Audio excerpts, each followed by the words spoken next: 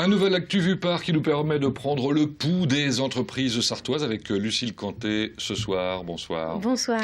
Et deux invités, on va commencer par madame évidemment, Virginie Robert de la société Adéquate et Hervé Rouvre de Colart International. Alors vous connaissez l'émission, vous savez qu'en général au début on demande ce qui vous a marqué dans l'actualité de ces derniers jours. On commence par Hervé Rouvre.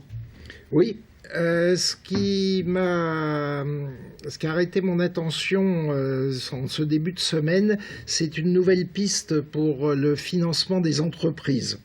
En effet, vous savez que le financement des entreprises est un gros problème aujourd'hui, avec d'un côté les banques qui sont sans doute un peu frileuses avec la conjoncture, qui ont aussi du mal à mobiliser des fonds dans la mesure où il y a des ratios qui leur sont imposés par les normes internationales.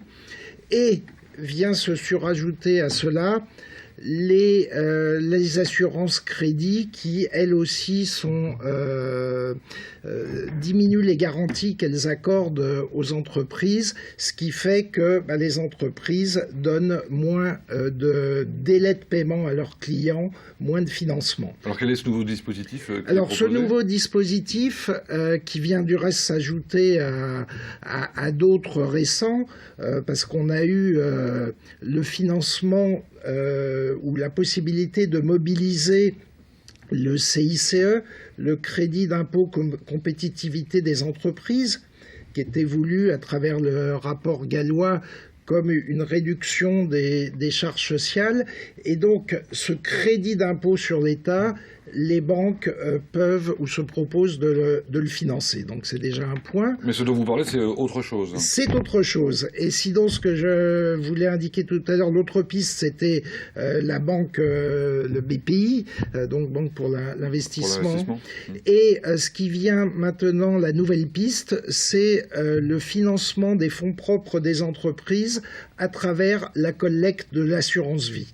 Donc la collecte de l'assurance vie, c'est énorme, et une partie serait consacrée aux entreprises. Et vous en pensez quoi? C'est bien pour le financement de moyen terme et de long terme pour les entreprises. Reste le court terme, ou même le financement du CICE, ou l'avance pour le CICE, ça reste une piste petite. Virginie Robert, qu'est-ce qui vous a marqué dans l'actu ? Là, vous me prenez de court, Pascal. C'est vrai. Ouais, c'est vrai que moi, j'ai des journées bien occupées. Je suis plus dans le faire, entre guillemets. Donc, ce qui m'intéresse, moi, plutôt, c'est de parler d'ici les bois de bouche. Ouais. Alors, justement, une nouvelle édition organisée cette année. Déjà, pourquoi cette nouvelle édition? Ça veut dire que ça fonctionne? Oui, ça fonctionne très bien. Effectivement, c'est la 3e édition cette année. La première édition avait lieu sur une journée. Cette année, comme l'an passé, c'est 2 journées, plus 2 journées supplémentaires de visite des entreprises avec des collégiens. Alors ici, les bois de bouche, l'idée, c'est de montrer les entreprises différemment au grand public? Tout à fait. On ouvre les entreprises, les chefs d'entreprise descendent voir le grand public sur la place de la République pendant 2 jours, et cette fois-ci ouvrent en plus leurs entreprises aux jeunes. Alors, est-ce que cette communication ponctuelle, elle a un impact vraiment sur les gens que vous rencontrez? Est-ce que vous en voyez l'utilité au long terme après? Ah, bien sûr, oui, il y a une utilité. De toute façon, il est toujours utile de discuter avec les gens, de montrer ce qu'on peut leur proposer. Il y a aussi des rendez-vous, un peu de style speed dating, pour des embauches éventuelles. Et il y a une opération qui est très intéressante, comme c'était évoqué, qui est la visite ouverte au collège d'entreprise. Vous jouez le jeu, vous, Colart, par exemple? Alors nous, on joue pas le jeu parce que notre boîte bouge encore plus en ce moment. Donc en ce moment, on a à déjà nous adapter nous-mêmes avant de pouvoir ouvrir. Combien d'entreprises jouent le jeu, du coup? Là, pour le moment, on en a 4, mais il y en a encore qui sont en attente. Donc il n'y a pas de souci. Donc au cours cours de ce week-end du 24-25 mai, donc du job dating, vous l'avez dit, des stands tout bêtement aussi. Hein. Oui, des stands, 65 stands d'entreprises qui vont montrer leur savoir-faire à travers dans plusieurs domaines. L'industrie, le bâtiment, le service. On a beaucoup de centres de formation, beaucoup d'écoles également, donc c'est vraiment dans tous les domaines. Et cette année, on met en particulier en avant la ruche numérique, donc les métiers de la nouvelle technologie. Alors, quand vous rencontrez les gens, qu'est-ce qu'ils vous disent, qu'est-ce qu'ils vous demandent, quelles sont leurs réactions face à cette communication?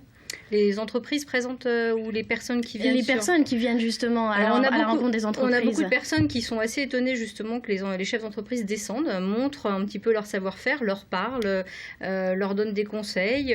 Et puis on en a d'autres qui viennent aussi pour déposer un CV, parler de l'avenir, voir un petit peu les différentes opportunités. Et les jeunes qui viennent voir les différentes formations et les postes qui pourraient...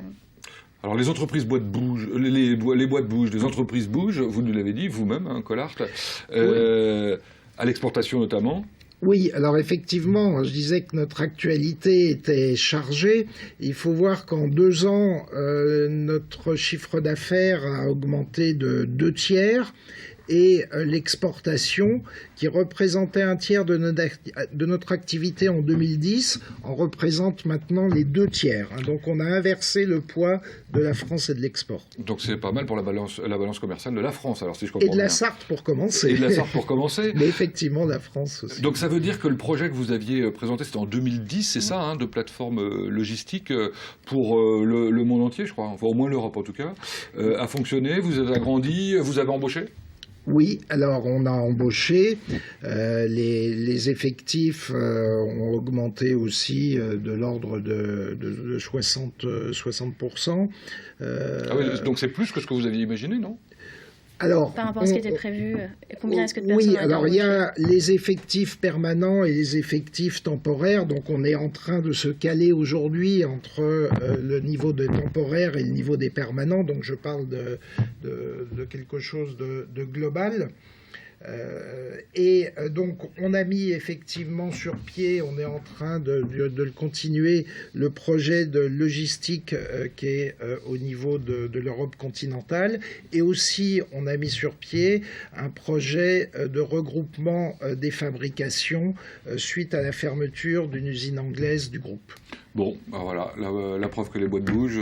On peut faire une fête, mais aussi, on peut aussi simplement demander aux chefs d'entreprise de venir expliquer leur quotidien. Merci Lucille. Merci.